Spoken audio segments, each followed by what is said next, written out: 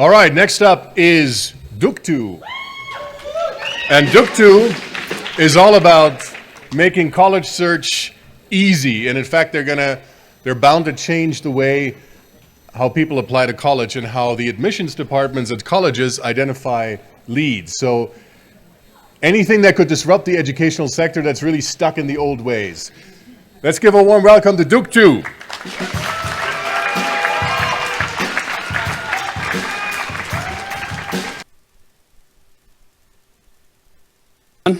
Yeah? Okay. So what can we learn from this picture? The right fit matters. We learned it when we were kids, or when we were picking our first suit, or most importantly, when we were finding our life partners. Now, nowhere is this more important than for the current process that Sally's going through. You see, Sally's a 17-year-old teenager from New Jersey, and she's looking for her perfect college fit. But she's currently very frustrated with the current process because she'll apply to over 8 schools, she'll spend 8 hours per application, apply to 15 schools, and spend $40 per each school. Now, she's not alone. There are 1.9 million American high school students and 500,000 Asian students going through this grueling process each year. Now, because Sally's from New Jersey, it's likely she'll attend Rutgers, the local state university, due to social, economic, and geographic reasons. Now, but is Rutgers the right college for Sally? Out of the 4,000 available schools in the US, she'll apply to 15 schools, but maybe her best fit is somewhere buried deep in that stack. Now, many kids in Sally's shoes make the wrong choices because 33% of them transfer within the first 2 years of enrollment, and 41% don't finish within 6 years at a 4-year university. Now, all of this leads to $16.5 billion in losses for universities each year. That's where Dooctu comes in. How does this work? Well, Sally would log on to Dooctu.com. She would provide us her social media data and her academic data that would feed into our clustering algorithm. That algorithm would assign strengths to certain features like test scores or financial suitability. Now remember that stack of 4,000 colleges? The algorithm would cut through the stack and find schools for Sally that she didn't even know existed and rank them on order of fit. That data, after careful analysis, would then be sold to universities, admissions counselors, and business brands in the form of leads. Now, the competition in this market consists of a very traditional lead generation for higher education, which is valued at $1.25 billion. This market is very fragmented with over 50 firms competing for these students using very archaic methods. Recently, there's been a Web 2.0 response from some startups like Admittedly and Admitsy, but these two startups are only using static aggregated database research. No one is using predictive analytics and big data to solve this problem, which is where we see there's a real market opportunity. So, what's our plan? Well, in the last 2 months, we've done inbound marketing, content creation, and social media marketing to test our proposition, and the results have been very favorable, with a 3% conversion rate on students giving us their data on our basic MVP. Now, over the next 2 quarters, we plan to bootstrap and build the web analytics platform through a joint venture that we've secured with MoveUp Software Development. At the same time, we plan to scale up our marketing efforts in the Northeast United States due to the high concentration of colleges and the high concentration of students. At which point, we'll be seeking $700,000 to deploy our product and spread geographically throughout the rest of the US and into the very lucrative Chinese and Indian markets. At this point, we'll be seeking our Series B investment of $1 million so that we can expand exponentially in terms of users and additional services. Now, what would the landscape look like in 2 years? If we maintain this very conservative conversion rate of 3%, we'll have 17,000 students using our platform at an acquisition cost of about $30 per user and a user value of over $100 per student, with revenues of $400,000. Now, why are we the perfect team to solve this problem? Well, because Joel, Stuart, and I have extensive backgrounds in data analytics, platform development, and college admissions. On the other hand, Partha and Long They've had over 12 years experience in marketing, digital marketing, institutional sales, and some startup experience in the educational tech sector. But overall, we've gone through this process ourselves. We know how bad it is. We see how little has changed. In a sense, we're all Sally, and we want to empower future students to find their right fit. So, thank you very much.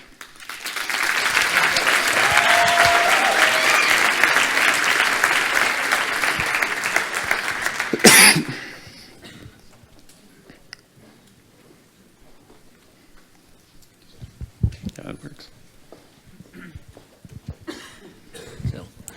Hi. I guess I would like to know what are the main drivers of a student not finding their perfect fit, and I guess what you guys are planning to some of those factors, how you guys are planning to align that to the students. Just making sure this works. Does not.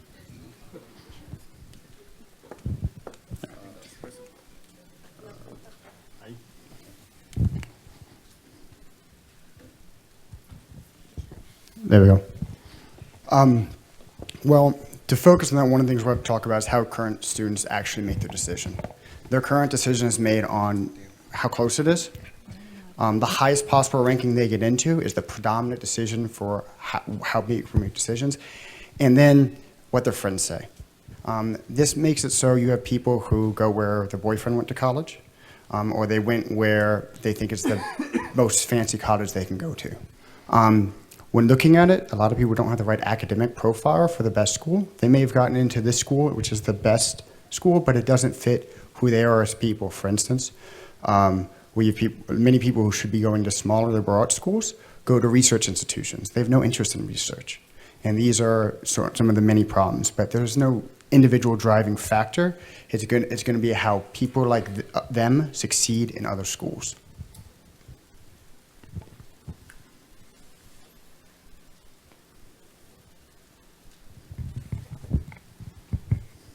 Can you talk a bit about this algorithm that matches? Yeah. There we go. So how does the algorithm work? Well, the algorithm does, basically we rate them on features as, so this would be, for instance, Sally's academic data, GPA, distribution of grades, standard indications.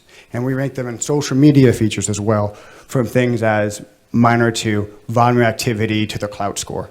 And what this allows us to do is cluster her multidimensionally with people similar to her. With these clusters, what we can do is we can evaluate how people similar to her do at different schools. And we measure their success in a variety of fashions. In this, we have a list of some of them, such as college GPA, employment after college. And the nice thing what Sally can do is afterwards, she can further cluster herself in different groups by answering quiz questions. This is something that we've ripped off from OkCupid. And also evaluating what success means for Sally. Because to be truthful, some people don't care about GPA. But maybe Sally does, or maybe she doesn't. And she can rate if that's how she measures success for herself.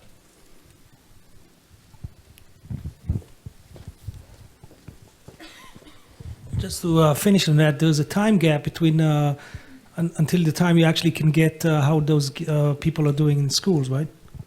And Yes. a year or 2 years later, you'll know how it actually worked out for them.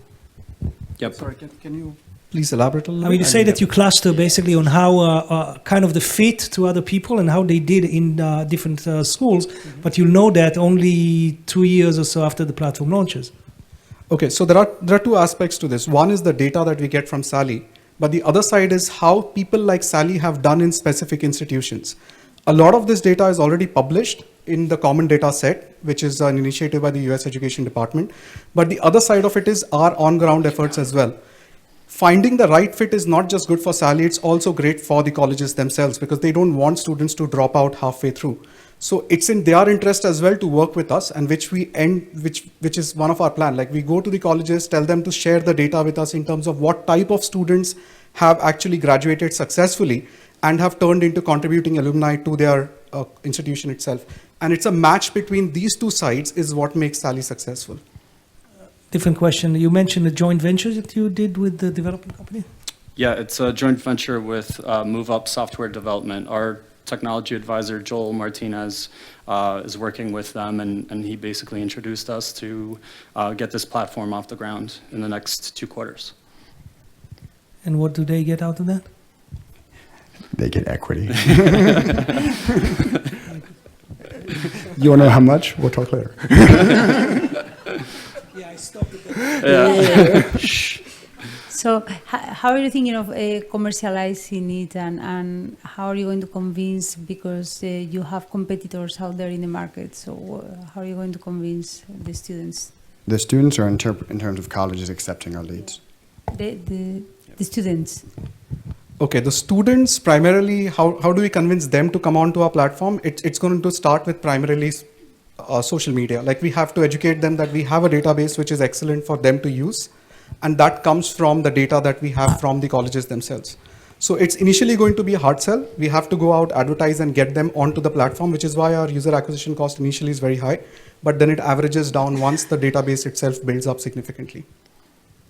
And we can market to the parents as well, because they're the ones really driving the students to apply to schools. But you have competitors, so how are you going to convince them? What's your sales points to convince them that your platform is better than the other ones? What's going to be your... We don't have competitors that use the big data algorithm, and currently what we have is our competitors are significantly more expensive. If you want to go to a college counselor, you're talking about spending about $2,000 to $4,000, and what we're offering is free. The other side of that is it's an additional services section, but we also plan on connecting them with those college counselors. Getting people to use the platform is predominantly price tag based, and a lot of on-the-ground marketing. I mean, we're talking about going to the U.S. and setting up booths in colleges and high schools, and going to PTA meetings, all that fun stuff. Yeah, I understood that you had the competitors, that there were other platforms already out there. Admittedly and Mitzi, they don't necessarily do the same thing. They have data aggregation, so they would be a good place that'd be like going to Wikipedia. They are To do research. The research for college is very fragmented. There's a lot of US News or Princeton Review, a ton of publications, but kids really need to go and find these things. That's what Admittedly and Admitsi are doing, is they're bringing it all into one place, but they're not using predictive analytics to actually do matches. Okay, thank you. Yep. Thank you.